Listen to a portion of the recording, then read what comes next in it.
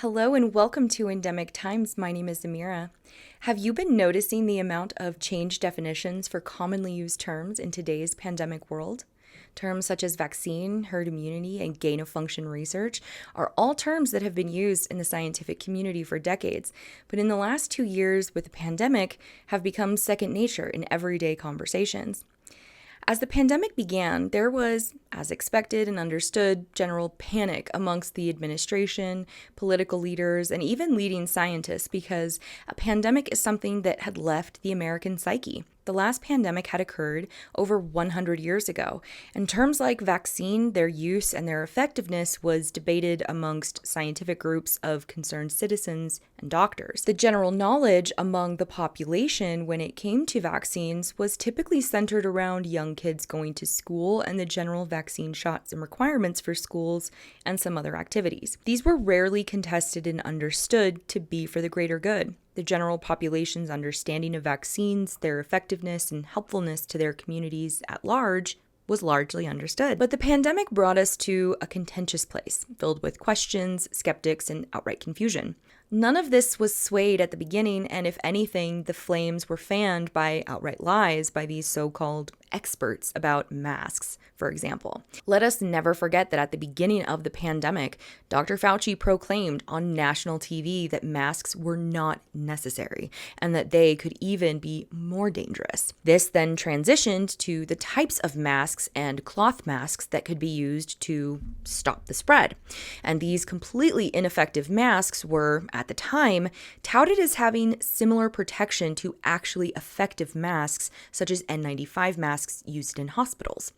We now know that this was misleading information, or as I like to call it, outright lies, fed to the American people because of a fear of a run on masks, and also the failure of our leaders to speak to us as adults and believing that we could handle the severity of this situation. Our individualistic culture was not prepared for any of this, and as masks became political statements, their very real effectiveness, if you're using an N95 mask or greater, was diminished and turned into political statements for both sides. When it comes to the lies that we were told during the pandemic and continue to be fed by our leaders, the list is endless. There are a lot of people that have a lot to answer for. So what does this have to do with changed definitions? Well, as you may recall, during the Trump years and during the start of the pandemic, the conversation around fake news and misinformation was at the top of every news outlet, especially the more liberal-leaning media. Everything became sensational, and the ability to have a freedom of discourse was subverted by politicians and social media companies. Let us never forget the amount of YouTube channels and Facebook pages that were systematically taken down, content removed with no remedial measures, some that are still down to this day, and what was considered misinformation seems to change on a daily basis. And that is how this connects to how definitions have changed in the last 2 years for things that we are still discussing today. It was liberal media, pundits, and even politicians that were screaming at the top of their lungs to listen to the experts. But what are we supposed to do when we see science, experts, and leaders that were so concerned with misinformation during the Trump years or at the start of the pandemic going out of their way now to change key definitions like vaccine, herd immunity, and gain-of-function research? And that's just COVID-related terms. Think recession. But we'll get there. Now let's look at the term vaccine. On an archived CDC webpage from May of 2018, the definition of vaccine was a product that stimulates a person's immune system to produce immunity to a specific disease, protecting the person from that disease. The current definition, last updated in September 2021, reads, a preparation that is used to stimulate a body's immune response against diseases. So what changed here was product was turned into preparation. Person's immune system changed to a body's immune response. Produce immunity to a specific disease was removed, and protecting the person from that disease was removed and replaced with against diseases. Whether you're all for vaccines, completely against them, or somewhere in the middle, it's hard to deny that these changes that happened in September of last year during the Biden administration, not Trump, which seems to need to be stated ad nauseum because too many people are forgetting the history of the last 2 years. Those that followed the guidance and those that have been staunch critics of the responses, losing jobs and being placed into the bucket of misfits during this time, have said that these changes are only creating more distrust and unease amongst the population. Science does not move quickly, but for some reason during this entire pandemic, when it comes to vaccines specifically, that past of science taking its time to methodically and strategically test, retest, and slowly administer treatments was subverted.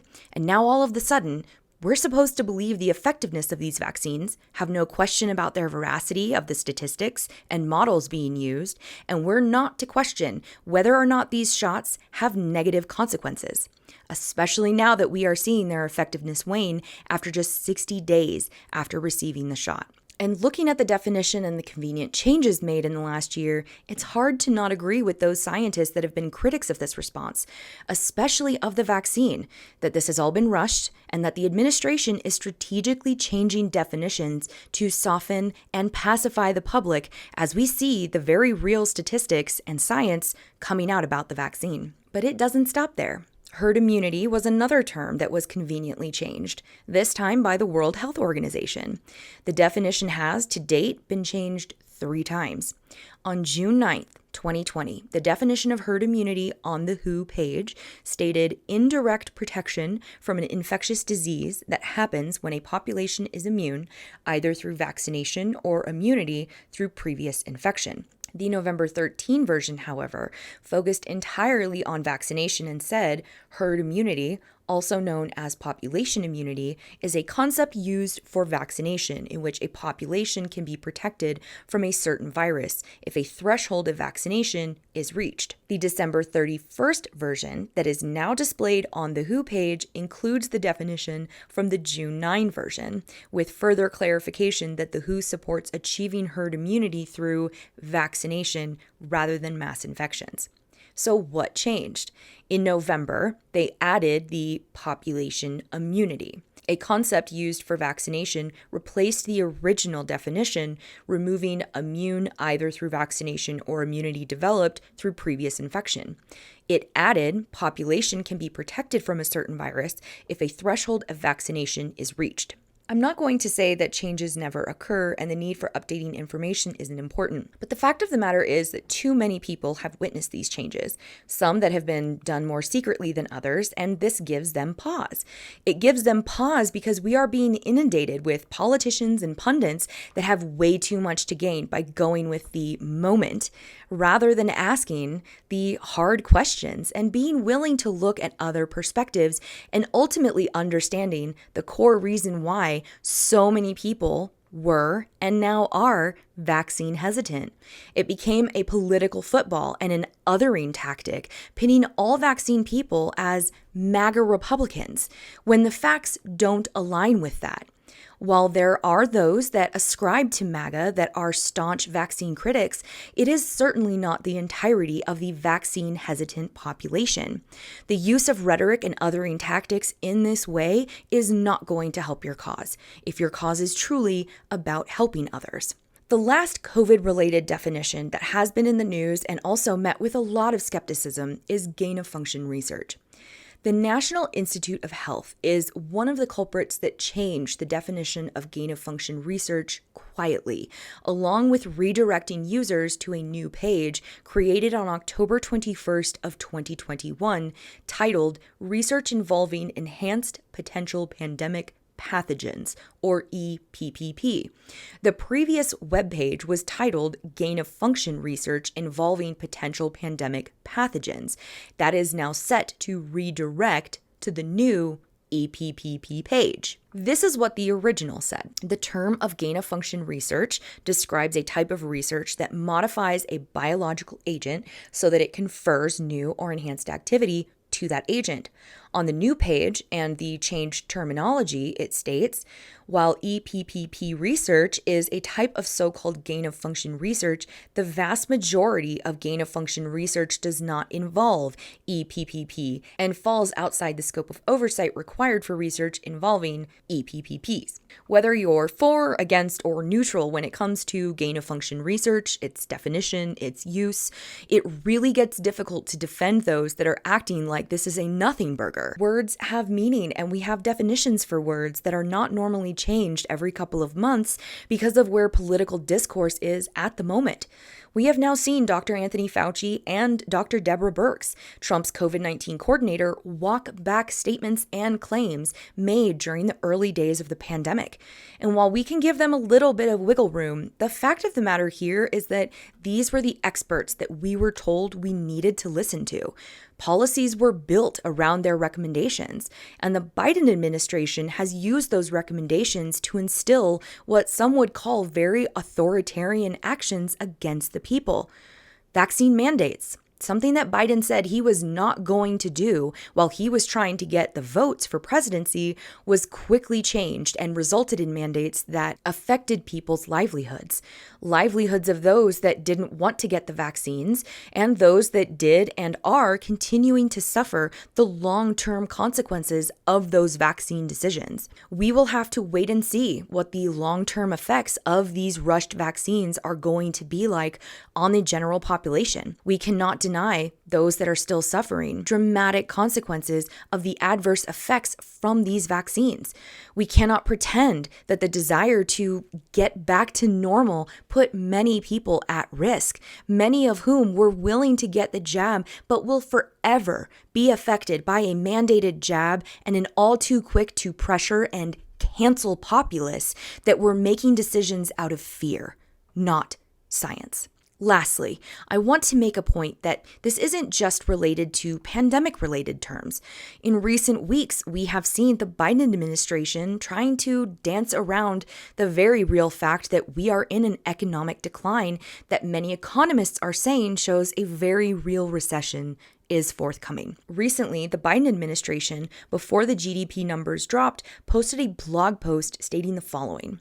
While some maintain that 2 consecutive quarters of falling real GDP constitute a recession, that is neither the official definition nor the way economists evaluate the state of the business cycle. The post from the White House went on to further provide a prediction that a recession for the U.S. is unlikely under their new terminology, stating it is unlikely that the decline in GDP in the first quarter of this year, even if followed by another GDP decline in the second quarter, indicates a recession. While phrasing and terminology for a recession has been up in the air for some time, the new wording from the White House could make it even harder to determine when the official definition has been reached.